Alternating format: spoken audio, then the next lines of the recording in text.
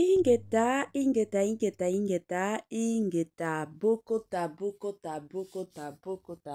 bokoto, la famille, dossier sur dossier, affaire sur affaire, makambo sur makambo, kolala, kolamukana ya somo, kolala, kolamukana ya kilikili, kolala, kolamuka, na ya koinda, kolala, kolamukana ya somo, kolala, kolamuka bandikunanga, na ya kobeba, sava inda, ezo inda, na ndenge moko ya somo penza mingi makasi. Grande ma joie de vous retrouver encore cet après-midi, surtout sur notre chaîne Étoile Lune Inès TV. Salut, salut chers Bouchou, salut chers abonnés, salut chers connaissances, salut surtout les amis de Étoile Lune Inès TV. J'espère que vous allez bien. Quant à moi, je suis bel et bien, super bien par la grâce de Dieu. Chers Bouchou, chers abonnés et chers connaissances, yalelo toye lisusu bandeko nanga ka ndenge toye pisarabino soki matière ezali tokoya koloba soki ya kosolola ezali tokoya kosolola soki ya kosolola ezate malamu to vanda na biso kimia na coin na biso toyaka toujours soki tomoni ke matière ezali makambo ezali ya somo ezali ya koinda inda ezali ya kobeba beba ezali yango bomonaka biso toyaka toujours et encore na lombangu toye awa na dossier toye awa na makambo concernant mama na biso Amida Shature tango tobetaka lisolo deja ya Amida Shature kamere tomonaka deja ye moko le pacificateur vital kamere. Qu'est-ce qui se passe? Que passa?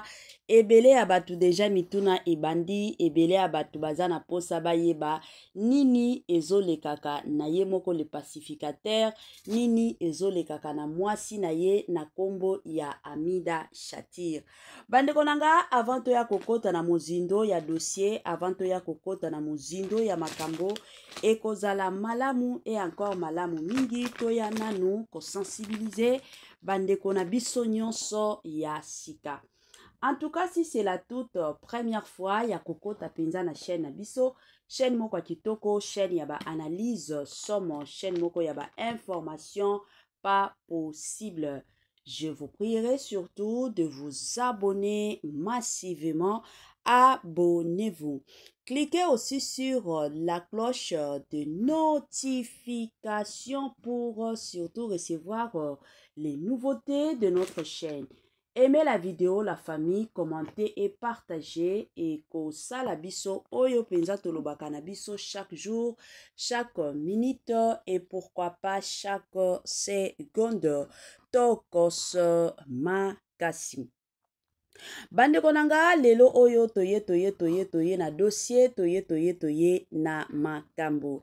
Bambote nanga na ye moko Linda bukulu ya balinda, bambote na Madame Gracia Mpoi, na pesi bambote na Mama Lisi pitu ya balisi, bambote nanga na Mama Chérie, Mama d'amour, Mama Eugénie Zemanga. Na pesi bambote na Fanesse NM, Francielle NM et pourquoi pas leur tonton international, tonton Amos Kazadi, sans oublier Madame Nazo Kazadi, na système moko pe na ndenge moko ya kitoko. Voilà. Toye bandeko nanga, toye na dossier, toye bandeko nanga, toye na situation, toye la famille, toye na makambo concernant Amida Shature. Nini ekomeli Amida Shature, dossier eza ndenge nini, makambo eza ndenge nini, mama Étoiline loba kaka elobi ata bandeko na biso mosusu kota deja na mozindo, toza na posa toyeba nini ekomeli Amida Shature, nini ekomeli Vital Kamere. Bandeko nanga koya kolala kolamuka na ba dossier ya sika, koya kolala kolamuka na makambo ya sika, koya kolala kolamuka na ba situation, na ba circonstance, na makambo tolanda nanu sport nazozonga sima. Année ya sika solo ya sika agrandissement des troisième jambe ki mobali esalaka te pe eza mokie mama azosepela te na mbetu na gavke elamuki feti ezongi bamama mpona baproblème ya mabota myome fibro trompe kis règle abondante ménopause ata okomi na 65 ans mama okobota mwana yoka bien dépression maladie mentale autisme ata mwana alobaka te mobulu makasi to pe alalaka te tozali na solution na gavke mpona loposo totikali nsima te vergete babengi nduta bouton tache 5 jours ya pamba oteli lokola lilala te uniforme tozali na gamme complète ya kopakola ya injection ya comprimé ya suppositoire esengo ezali mama olingi ovimbisa tolo pe nsima sans opération benga biso na lombango papa mama yo oyo otungisama mingi na maladie ya hémorroïde interne to pe externe yoka na 2 jours ya pamba omoni changement ya solo ebongo na bokono ya diabète AVC tension to pe obésité gavker golo solution perte de poids naturellement okokota salle de sport teo na kisi ya comprimé pe injection na gavker ozongi mobimba baproduit na biso ezali 100% naturel pe esalemi na baplan na baindustrie ya Allemagne pe Angleterre na gavker okosepela.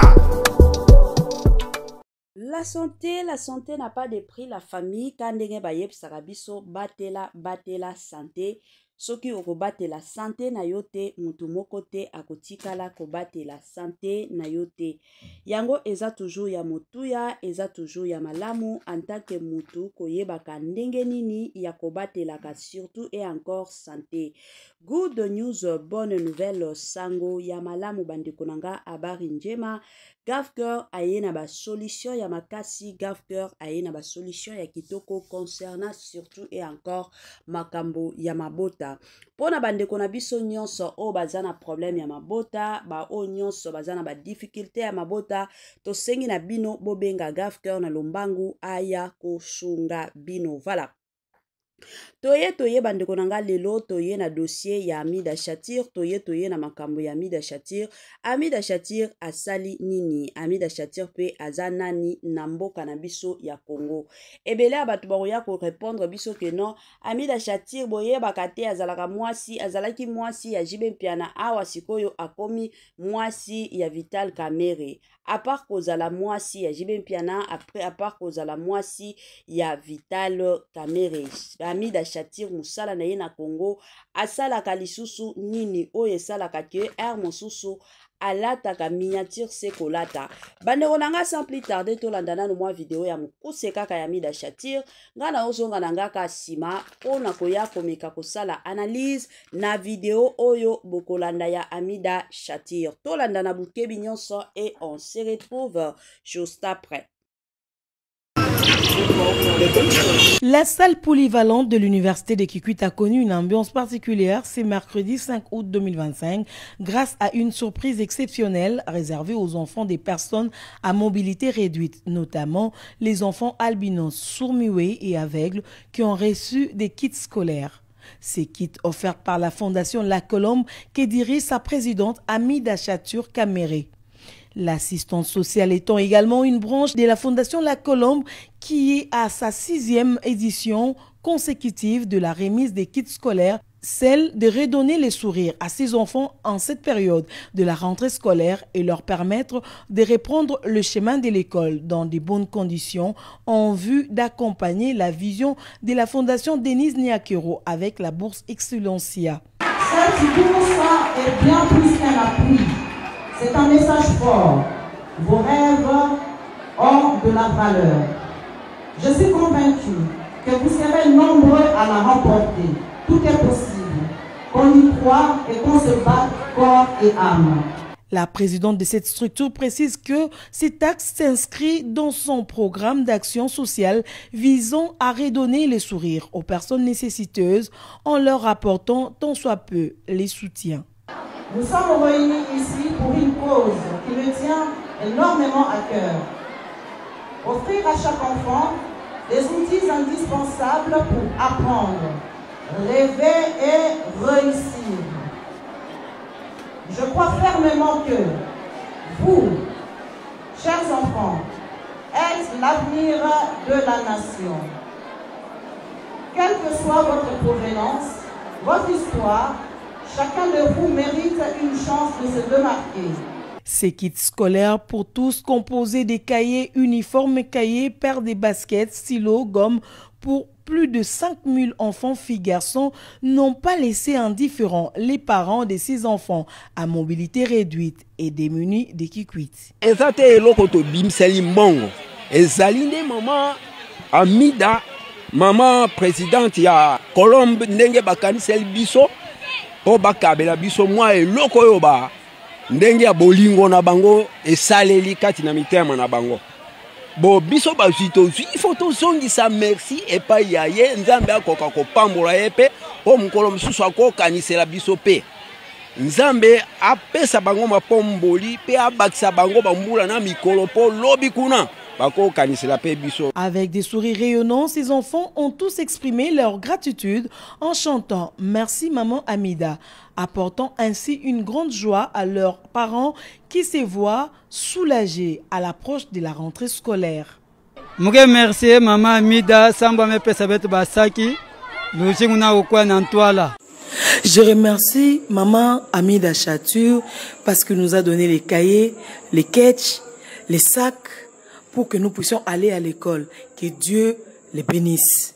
Merci beaucoup. Le maire de la ville, de son côté, remercie la Fondation Colombe d'avoir pensé aux enfants des Kikwit. Notez que la Fondation Colombe est une ASBEL qui œuvre pour l'épanouissement social et le développement économique et contribue à l'amélioration des conditions de vie des personnes en situation de handicap en leur offrant les mêmes opportunités que les autres citoyens, l'accès à une éducation de qualité et un droit fondamental.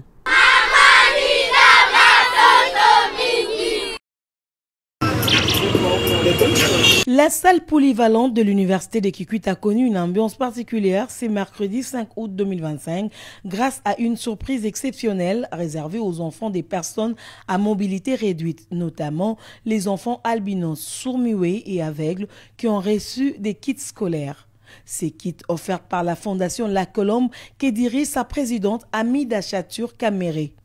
L'assistance sociale étant également une branche de la Fondation La Colombe qui est à sa 6e édition consécutive de la remise des kits scolaires, celle de redonner les sourires à ces enfants en cette période de la rentrée scolaire et leur permettre de reprendre le chemin de l'école dans de bonnes conditions en vue d'accompagner la vision de la Fondation Denise Niakero avec la bourse Excellencia. Cette bourse est bien plus qu'un appui.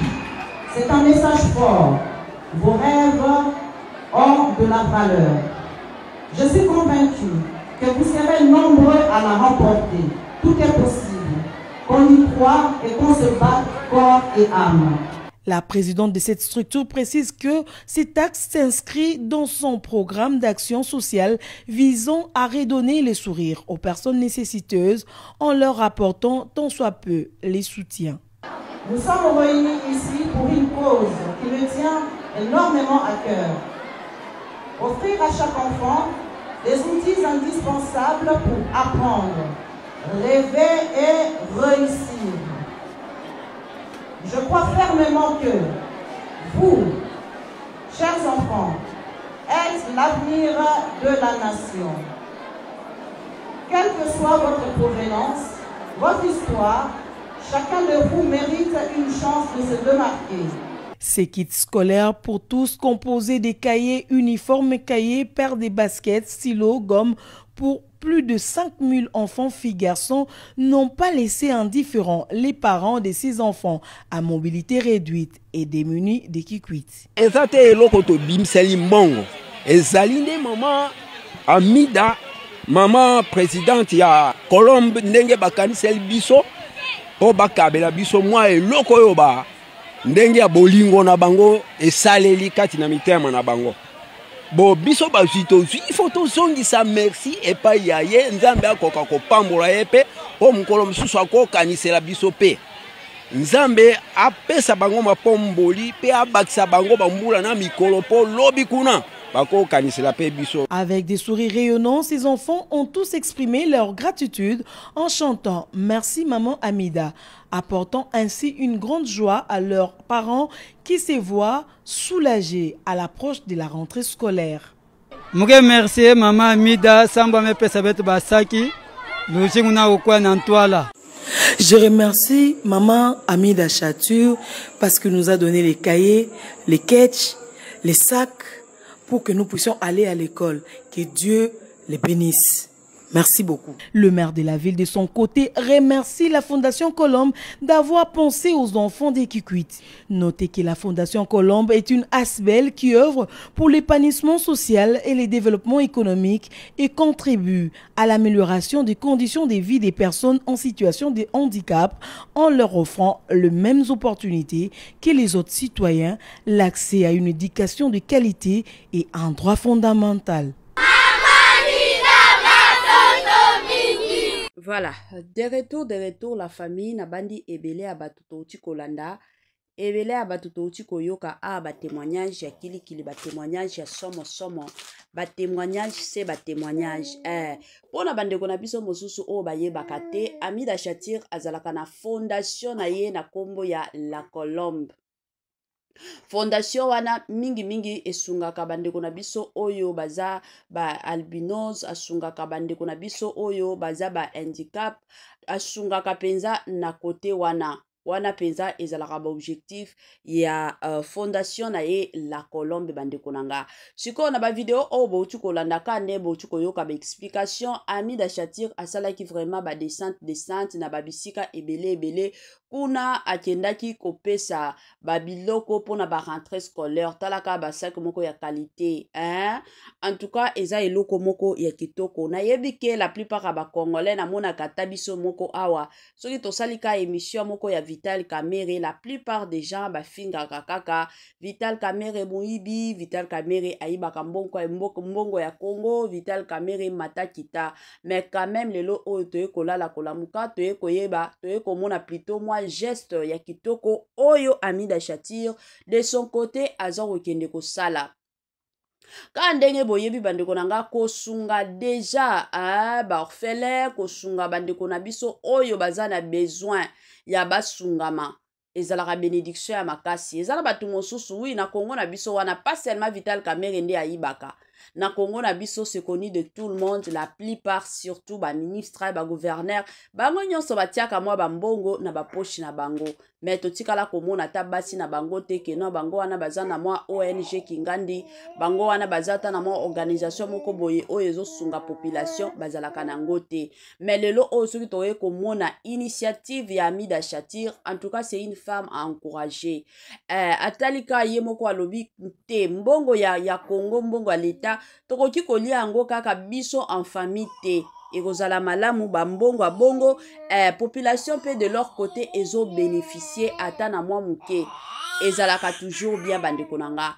En tout cas, bao nyonso bafinga ka Amida Chatir, oh ye akenda epa ya Vital Kamerhe pona mbongo, ye akota na vie ya Vital Kamerhe ezalaka pona mbongo. En tout cas, na bandi peut-être na geste oyo bokoki ko longola mwa ba makanisi ya mabe, o botiaka toujours et encore pona Amida Chatir. Na touro peut-être bokoki kopesa mwa makambo ya bien, bokoya kobeta mwa masolo ya bien concernant peut-être Amida Chatir parce que na Congo na biso ebele ya batu balobaka toujours mabe concernant Amida Chatir. Ata soki oke na ba interview, ata soki oke na ba émission ya batu ebele ezaka mike o balia peut-être mbongo Amida Chatir muke kaka nde balobelaka ye malamu mais la plupart ya batu bafinga mwana mwasi oyo lelo toye kolala kolamuka yo wana fondation La Colombe ya Madame Amida Chatir. En tout cas, aza mwasi moko ya ko féliciter, aza pe mwasi moko ya ko encourager. Ezalaka toujours bongo. Yango bandeko nanga na ye pe lisusu ko encourager bandeko na biso mosusu o bazolanda Étoile Nines TV. Na yebike boza ebele o bolanda biso na moment oyo pe na minute oyo s'il vous plaît. Babino o nzambe asi apamboli bino, babino oyo nzambe a visita bino, oza na mwa quelque chose. Kuna libanda eza na bato ebele o bazonyo kwama vi na bango eza ya pasi surtout bandeko na biso o baza na est bandeko na biso oyo baza na Goma, bandeko na biso ebele ka ndenge boutaki komona awa bitumba oyo ezalaki na est ya mboka na biso, la plupart ya bato baperdra oyo ya bango, la plupart ya bana baperdra baparent na minute oyo bakomi kotelengana, bazozanga ta ya kolia, bazozanga ta ya kolata te. Mais peut-être yo de ton côté Nzambe asunga yo na mwa mbongo, olie osilisaka bambongo na yo nyonso kaka na masanga, parce que bato mosusu bazalaka kaka soki azwi mbongo abimisaka bato libanda, bakendaka kodunda, bamosusu basombaka masanga mabe, bamelaka mabe. Nzambe asungi yo, Nzambe apamboli yo na mwa muke. En tout cas, se rappele pe na ba o mosusu, tiaka na mutuke non ndenge nga nazolia, est-ce que bato nyonso place bisika bazali bazoliaka, sunga bandeko na biso mosusu ekozala toujours bien. Eza na ba orphelina ebele, kutu ba orphelina soki boke kotala ndenge ba orphelina wana bato bazolala bokoyokela bango pasi, bana bazolala na ba condition moko ya mabe. Eza na ba orphelina mosusu bana bazolalela poto yango nde bazoliaka depuis tongo ti pokwa poto ya pamba, bana bazolia baza kuna baza na baparent te, bazangi baparent ya kosala malonga eza te, gouvernement na biso pe ezosungaka bango te.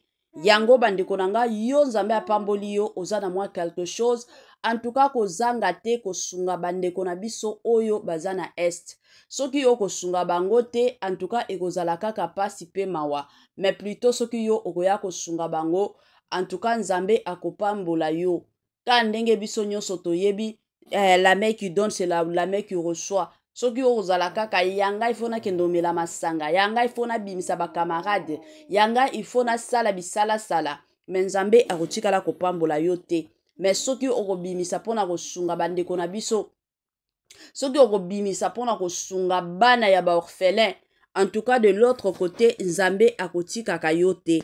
Nzambe akozalaka toujours et encore elongo na yo. Pourquoi? Parce que ayebike mwana nanga muke o nazo pesa ye yo wana azobimisango.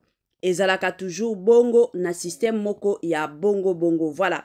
Yango kaka partage bandeko nanga na lingaki na partager na bino badon oyo Madame Amida Shatir Kamere oyo akomi kosala na fondation na ye la Colombe.